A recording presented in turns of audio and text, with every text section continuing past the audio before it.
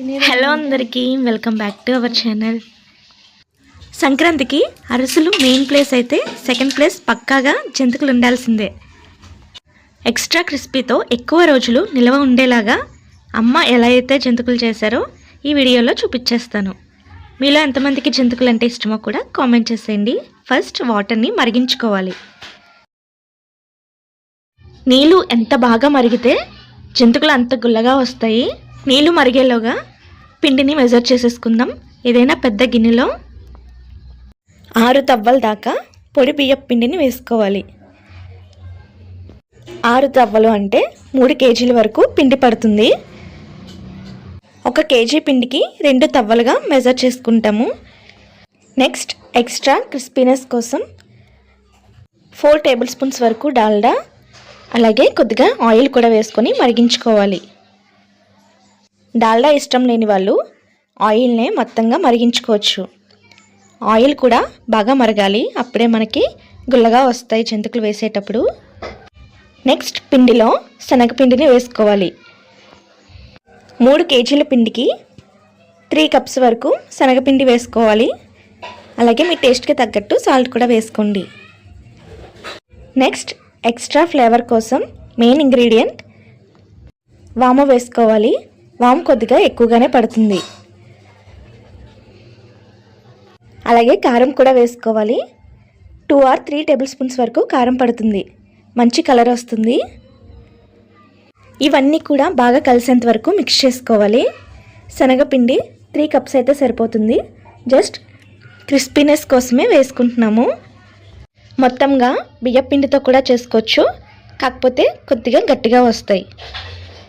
అన్నీ కూడా బాగా కలిసిన తర్వాత మనం మరగపెట్టుకున్న ఆయిల్ డాల్డా ఉంది కదా, అది కూడా వేసేసుకొని బాగా మిక్స్ చేసుకోవాలి. పిండికి ఆయిల్ బాగా పడితేనే జంతికలు వేసేటప్పుడు ఎక్స్ట్రాగా ఆయిల్ ఏమీ పీల్చకుండా ఉంటుంది. తర్వాత వేడిగా మరిగిన నీళ్ళని మాత్రమే వేసుకుంటూ అంతా కూడా బాగా కలిసేంత వరకు మిక్స్ చేస్తూ ఉండాలి. పిండిలో వాటర్ ఎక్కువగా వేసేసారంటే ఆయిల్ ఎక్కువ పీల్చేస్తుంది. పిండి కన్సిస్టెన్సీకి తగ్గట్టు కొద్ది కొద్దిగా చూసుకుంటూ వేసుకోవాలి.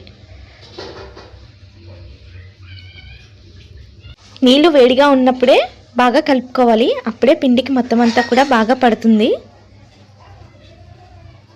చేత్తో కాకపోయినా ఏదైనా గరిటెతో కలుపుకోవాలి. పిండి కలుపుకోవడంలోనే ఉంటుంది జంతికలు క్రిస్పీగా రావడానికి. వాటర్ కన్సిస్టెన్సీ మాత్రం చూసుకుంటూ వేసుకోవాలి. వీడియో క్లిప్లో చూపిస్తున్నట్టు జంతికలు వేసుకోవడానికి వీలుగా ఉంటే సరిపోతుంది. పిండి ఆరకుండా మాత్రం మూతను పెట్టుకోవాలి, లేదంటే తడి క్లాత్ని కూడా వేసుకోవచ్చు. పిండి మాత్రం అసలు ఆరకూడదు. ఇప్పుడు వీడియో క్లిప్లో చూపిస్తున్నట్టు ఖచ్చితంగా మరుగుతున్న ఆయిల్లోనే జంతికలు వేసుకోవాలి. ఆయిల్ మరగకుండా వేసుకుంటే ఆయిల్ పీల్చేస్తాయి. ప్యాన్లో ఎన్నైతే పడతాయో అన్నీ మాత్రమే వేసుకోండి, అప్పుడే అన్నీ కూడా ఈవెన్గా చాలా బాగా ఫ్రై అవుతాయి. 2 సైడ్స్ కూడా తిప్పుకుంటూ ఫ్రై చేసుకోవాలి. గోల్డెన్ కలర్ వచ్చేంత వరకు ఫ్రై చేసుకోండి.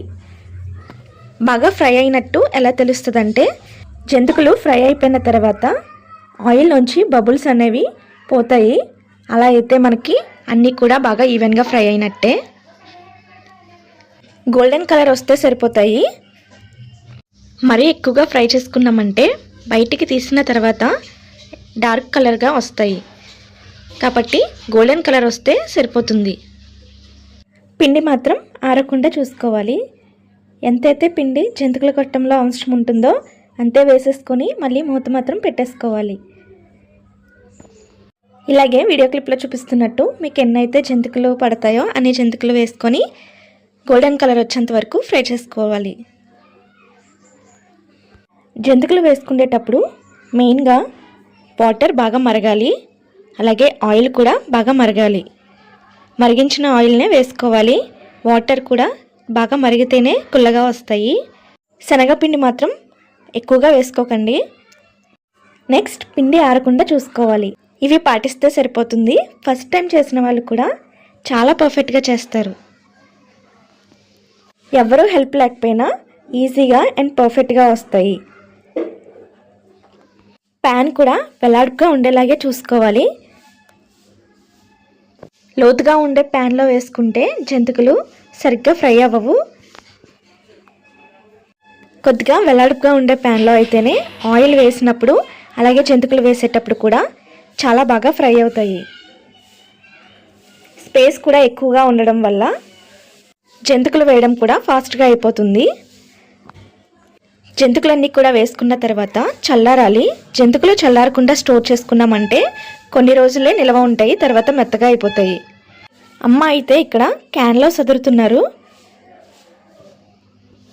ఎన్ని అయితే పడతాయో అన్నీ వేసేసుకొని మూత పెట్టేసుకుంటే ఎన్ని రోజులైనా నిల్వ ఉంటాయి.